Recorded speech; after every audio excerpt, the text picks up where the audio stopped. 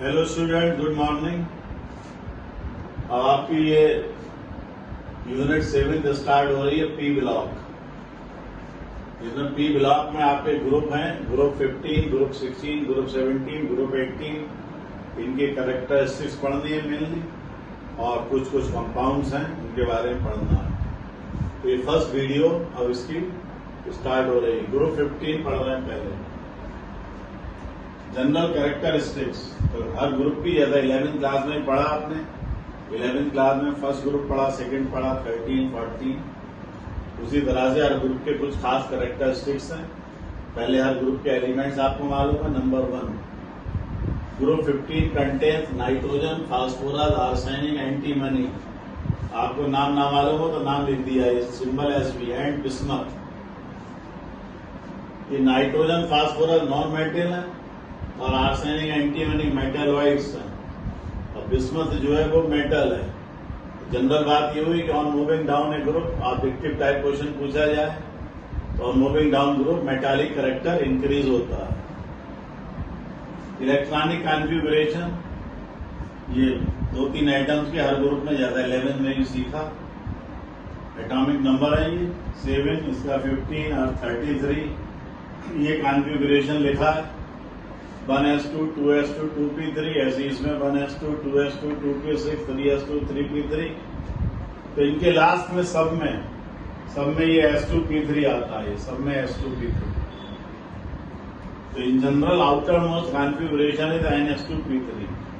हर group के last orbit का configuration मालूम रहना चाहिए। उससे ही पता रहता है कितने इलेक्ट्रॉन है, कितनों की शेयरिंग करने, कितने गेन करने, कितने लूज करने, उससे आइडिया रहता है।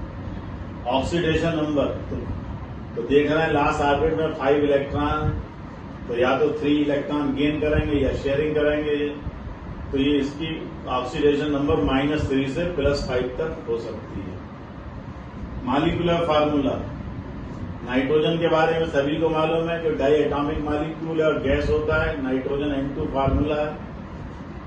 लेकिन बाकी elements, other elements of this group are tetra atomic. उनके एक मॉलिक्यूल में 4 एटम्स होते हैं।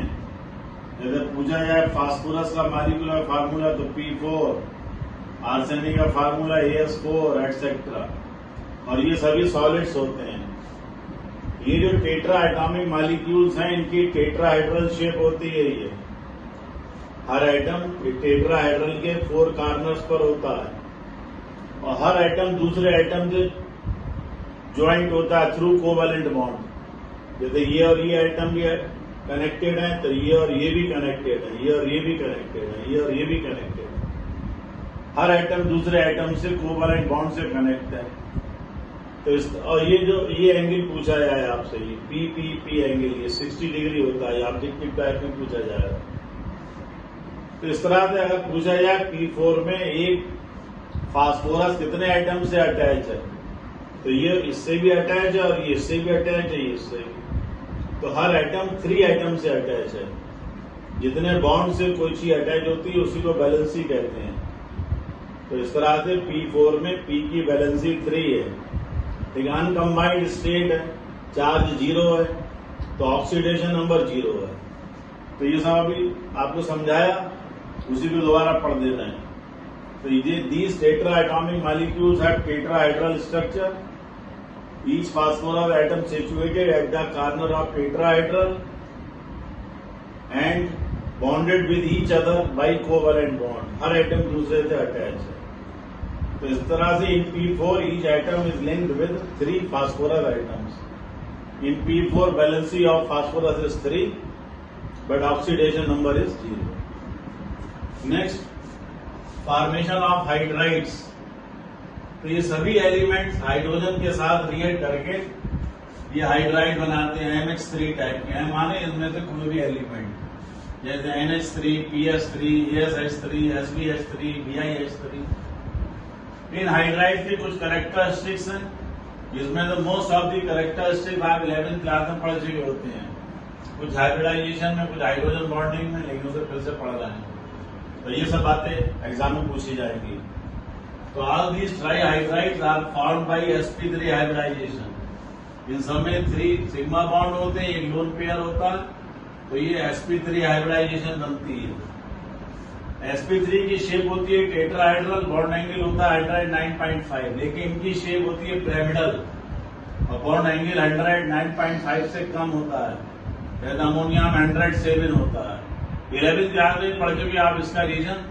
ये जो लोन पेयर और बॉन्ड पेयर, इसमें रिपल्शन काम करता है। उस रिपल्शन के कारण शेप डिस्टॉर्टेड हो जाती है। तो यही सब यहाँ लिखा हुआ है कि due to presence of lone pair of electron on central atom, repulsion takes place between lone pair and bond pair and molecule is distorted due to which they have pyramidal shape. Objective type हो तो एक word में answer due to presence of lone pair on nitrogen and repulsion between lone pair and bond pair.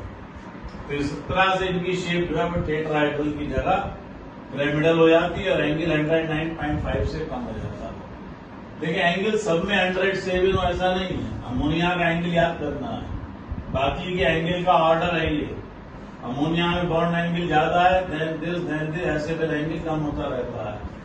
Angle क्यों कम होता रहता है, उसका reason ये है कि ऊपर से नीचे आ रहे हैं हम, आइटम का साइज जो है वो इंक्रीज होता है।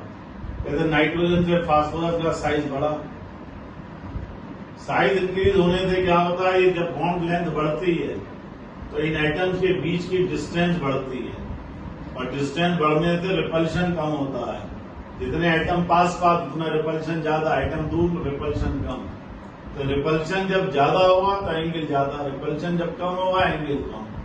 तो इसलिए इनका एंगल जो है वो कम होता है। तो यहाँ लिखा हुआ है, तो रीजन लिखा हुआ है, समझाया भाई कि on moving down A group size of item increases and bond length increases, hence hydrogen atoms become far apart and repulsion between hydrogen atoms decreases and hence bond angle decreases। इसी से दूसरा character on moving down A group, जैसा ही पढ़ा आपने, size of atom increases, तो bond length जैसा ही पढ़ा increase होती है, यानी NH बॉन्ड लेंथ कम है, then PH, then ASH, then SVH, then this. Bond length जितनी कम उतनी एनर्जी ज्यादा, तो बॉन्ड एनर्जी का ऑर्डर रिवर्स हो जाता है। Bond energy of NH greater than PH, then ASH, then SVH, then BIH। तो जिसकी बॉन्ड एनर्जी सबसे कम, बॉन्ड एनर्जी कम, इसको ब्रेक करना आसान, तो इससे हाइड्रोजन आसानी से बनेगी। तो जितने नीचे आएंगे उतनी हाइड्रोजन आसानी से बनेगी और हाइड्रोजन रिड्यूसिंग एजेंट है, इसलिए रिड्यूसिंग कैरेक्टर जो है वो इंक्रीज होता है। तो इनकी thermal stability on moving down A group decrease होती है, हेंस रिड्यूसिंग पावर इंक्रीज होती है। तो रिड्यूसिंग पावर का ये ऑर्डर है। ऑर्डर पूछा जा सकता है, ऑब्जेक्टिव टाइप हो या खाली एक्सप्लेन करने को आए कि reducing power on moving down A group increase हो रही है भाई, तो उसका ये सारा आंसर है।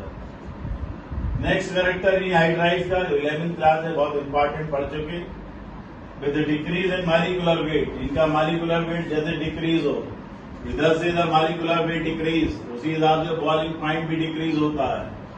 लेकिन अमोनिया का बॉइलिंग पॉइंट इन दोनों से ज्यादा होता है, होना चाहिए सबसे कम, लेकिन इन दोनों से ज्यादा। और उसका रीजन क्या है, उसका reason hydrogen bonding.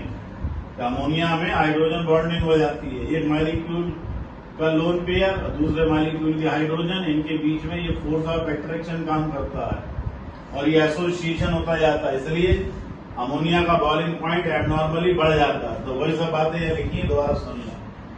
With the decrease in molecular weight boiling point also decrease, but boiling point ammonia is abnormally very high and higher than ASH3 and PH3। Order पूछा जा सकता है, इनके बॉइलिंग पॉइंट का ये ऑर्डर है, ammonia का सबसे कम नहीं है, इन दोनों से ज्यादा। और रीजन इसका association in NH3 through hydrogen bonding. तो इस तरह से ये ग्रुप 15 के बारे में भी कुछ बातें पढ़ी, इसी के आगे ही नेक्स्ट वीडियो में कंटिन्यू रहेगा। Okay, all the best.